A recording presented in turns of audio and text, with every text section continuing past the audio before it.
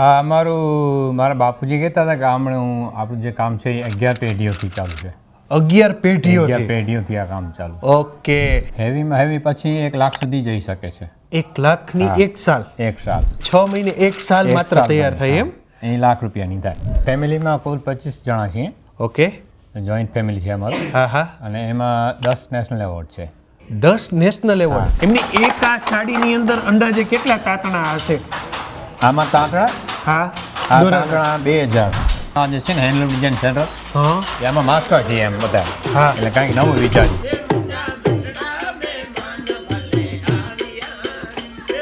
અત્યાર સુધી વણાટકામની અંદર આપણે ઘરની અંદર જોતા નાના નાના મશીનો અને એક યુનિટના અલગ અલગ કાર્યો જોયા.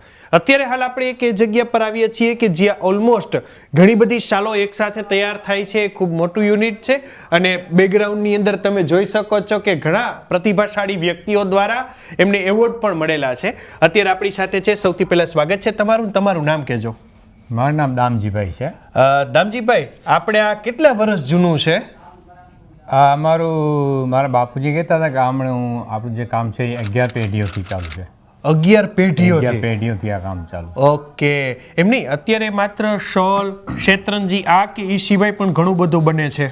નહીં, શરૂઆતમાં જે આપણું જે કામ હતું ને એ આપણો રબારી લોકોને વણકર લોકોનું જે કોમ્બિનેશન હતું ને એ બનતા. ધાબળા અને લોડી ને એમ કે કહેતા. હવે એમાં તો બહુ ઘણું બધું નવું આવી ગયું છે. પછી શાલ બનવા લાગી, પછી સાડી, સ્ટોલ્સ, દુપટ્ટા બધું બને છે.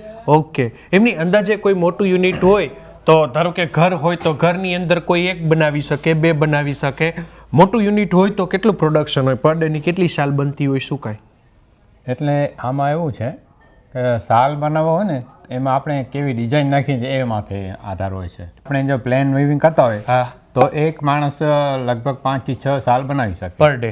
પછી જે પ્રમાણે એને રાખેલા હોય એ પ્રમાણે પછી એમાં ડિઝાઇન નાખવી હોય એ પ્રમાણે પછી એને 6 મહિના બી લાગે, 12 મહિના બી લાગે. અને જનરલી એક શાલ કેટલાથી લઈને કેટલા સુધીમાં સેલ આઉટ થતી હોય માર્કેટમાં? આપણે જે શાલ બને છે ને એમાં 2-3 પ્રકારની છે. ઓકે. એક વુલનમાં છે. હા. એક એક્રેલિક વૂલ આવે છે, નેચરલ જે આર્ટિફિશિયલ વૂલ કહેવાય. હા. એ સસ્તી પડે છે. ઓકે. અને બહુ હેવીમાં હેવી પછી 1 લાખ સુધી જઈ શકે છે. 1 લાખની એક સાલ? 1 સાલ. ભૂલ નથી થતી? નહીં. અને એ અહીંયા એના ઔષધ બધી થઈ જાય? થઈ જાય. વાહ. અને એ દોરાની? હા, એ વુલનમાં આવે ને પછી કોટન સિલ્કમાં દુપટ્ટા થાય છે, એ પણ આવે છે. ઓકે. એમાં કઈ ચાંદી હોના ના એવું કઈ બને? એવું નથી હોતું. આપણો જે વીવિંગ છે ને એમાં એક્સ્ટ્રા થ્રેડ થી બધું કરેલું હોય છે. ઓકે. અને એ બધા પ્યોર વુલનમાં હોય છે. અને જે કલર હોય છે ને બધા નેચરલ વનસ્પતિઓમાંથી કાઢેલા બધા કલર હોય છે. ઓકે. એટલે એની પ્રોસેસ બી બહુ લાંબી હોય છે. બરાબર. ઈ શાલ બનતા કેટલી વાર લાગે? 6 મહિના. 6 મહિના? 6 મહિના સુધી લાગે. ઓકે. 6 મહિને એક સાલ માત્ર તૈયાર થાય એમ? 1 લાખ રૂપિયાની થાય. વાહ.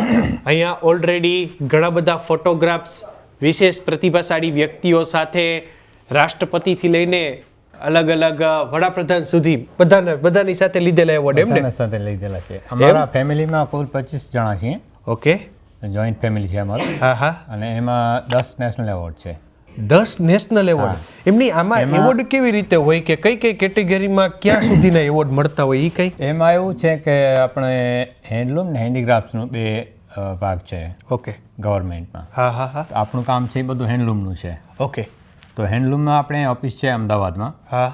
એટલે આપણે જે સારો પીસ બનાવેલો હોય એના માથે ડોક્યુમેન્ટરી કરેલી હોય. ઓકે. અને પછી એ પીસ ત્યાં અમદાવાદ ઓફિસમાં જમા થાય. પછી અમદાવાદ વાળાએ નક્કી કરે કે ના પીસ સારું છે ને ડોક્યુમેન્ટરી પણ સારી છે. વાહ. તો એ પછી બોમ્બે મોકલે. ઓકે. બોમ્બે ફાઇનલ મીટિંગ થાય, એમાંથી પછી સિલેક્ટ થઈને દિલ્હી જાય. હા. દિલ્હી ફાઇનલ મીટિંગ થાય ને પછી નંબર આવે. ઓકે. આ તો આખે આખું કબાટ તમારે ભરાઈ ગયું કા? હા, એ તો છે. એ આચી લ્યો. આ બાજુ પણ ઘણા બધા સર્ટિફિકેટનો નેશનલ એવોર્ડ થી માંડીને. આ મારા બાપુજી છે. વાહ. હા. મારા બાપુજી છે જે 2005માં શિલ્પ ગુરુને એવોર્ડ મળેલું છે. વાહ. એટલે ટૂંકમાં એવું કહી શકાય કે વડાપ્રધાન અને રાષ્ટ્રપતિ બદલતા રહ્યા પણ તમારા પરિવારને એવો જ મળતો રહ્યો. અમારો પરિવાર કાયમ રહે એમ ને? એ લાઈનમાં. અમુક જૂનવાણી રીતો તમે સાચવી રહી કે છાપરાથી માંડીને એ બધું હજી એમનામ નરિયા વાળું એમનામ છે એમને જી. રેડી કહેવાય. નાના નાના તોરણ ડિઝાઇન આને શું કહેવાય છે આપણે? એ અમારું જે છે ને હેન્ડલૂમના મોટિફ છે ને એ એની ચોમક કહેવાય. ઓકે. ચોમક. હા હા હા. આ કચ્છમાં જ બને? હા, એ કચ્છ આપણે વણાટ સાલનું જે મોટિફ છે. બરાબર. આ બાજુ તમારે આખું બહુ મોટું છે. આ અંદાજે આપણે કેટલા મશીન કે શું કહેવાય આને તમારે? અમારે અહીંયા 7 મશીન છે. ઓકે. 7 અહીંયા છે ને એક આ ફ્રી લૂમ છે. ઓકે. અને બધા એક જ કામ કરે કે અલગ અલગ મશીનમાં અલગ અલગ થતું હોય? બધાનું અલગ અલગ છે. જો ત્યાં કાપડ બને છે, હા, અહીંયા સ્ટોલ બનશે, બરાબર, અહીંયા બી કાપડ છે, બરાબર. ત્યાં પછી સાડી બને છે. સાડી? હા. વાહ, આખી આખી સાડી કમ્પ્લીટ થઈ જાય એમ ને? હા. રેડી કહેવાય. અને અહીંયા જે ભાઈ કરે એ છે ભાઈ તે બોબિન બનાવે છે. ઓકે. જે આપણે ગાંધીજીનું જે ચરખો હલાવતા ને, હા હા હા હા હા. એવું પોતાનું જ કાતેલું, હા, આ બધું હા. પોતાનું કાતેલું જ છે. બરાબર. હેન્ડસ્પન યાન છે. પછી એનું ડાઈંગ કર્યું છે, નેચરલ ડાઈંગ, ડીવો ડાઈંગ કરેલું છે. ઓકે. અને પછી આ બોબિન બનાવે છે. આ બોબિન પછી ત્યાં યુઝ થશે લૂમમાં. ઓકે. એક એક મશીનમાં અલગ અલગ કલરના એની પ્રોસેસ બહુ લાંબી હોય છે. આખો ફેમિલી જોઈન્ટ હોય તો જ કામ થયા. બરાબર. એમની આ એક એક પાર્ટને શું આની એક્ઝામ્પલ તરીકે બોબિંગ કહેવાય? આ બોબિન કહેવાય, આ ચરખો કહેવાય. ઓકે. આ બાજુ છે તો આ બાજુના આ બધા વિભાગોને પાર્ટને શું કહેવાય? આ બધું આ પંખો છે. બરાબર. આ પંખો જે છે. સતત આમ ખટખટ ખટખટ હા, થયા રાખે એને એનાથી પંખો ચાલે. કહેવાય. પછી એની અંદર જે હાલે છે ને આ શકલ કહેવાય. હા આ જે છે ને હા હા એ શકલ છે. શકલમાં બોબિન જાય, હા હા. પછી એમાં દોરો, હા, પછી આમાં દોરો નીકળતો આવે ને આમાં પરોવતો આવે. આમ આમ થાય એટલે ઓટોમેટિક એક પછી એકમાં ઓલા લેયર હા. દોરાનું બંધાતું જાય. જી. આને રાસ કહેવાય. આ તર કહેવાય. હા હા. રેડી. અલગ અલગ યુનિક નામો છે બધાના એમ ને? આ જે દોરો છે ને હા હા આ બોબિનમાંથી નીકળે છે. હા, બરાબર. હવે આમાંથી તાર આવે છે ને બધા, હા હા. એ બધા એકમાંથી એક તાર છે. ઓકે. આ એક આ રહ્યું, પછી એક આ નહીં, આ રહ્યું. પહેલી વાર જ્યારે ગોઠવવાનું થતું હોય હા, ત્યારે બહુ ટાઈમ લાગે એને. બહુ ટાઈમ લાગે ને? Time લાગે. એમની એક આ સાડીની અંદર અંદાજે કેટલા તાતણા હશે? આમાં તાંતણા, હા, આ દોરાના. તાંતણા 2000 2000. તાંતણા હોય. અને તમારે સિંગલ સિંગલ ગોઠવવા પડે? હા, એક એક કરીને ગણીને નાખવાનું હોય 2000 ઓહો. સુધી. મેન અત્યારે આ વસ્તુની ડિમાન્ડ તમને શું લાગે ભારતની અંદર સૌથી વધુ છે કે વિદેશમાં વધારે છે? આપણું જે છે ને શાલ ને સાડી છે એ ભારતમાં બહુ ડિમાન્ડ છે. ઓકે. શાલ ને સાડી? હા, શાલ, બરાબર. સાડી, સૂટ પીસ છે. ઓકે. હા હા. અને જે મટીરિયલ છે કાપડ, હા હા. એ તો અમારે બહુ એક્સપોર્ટ થાય છે, વિદેશમાં જાય છે. બરાબર.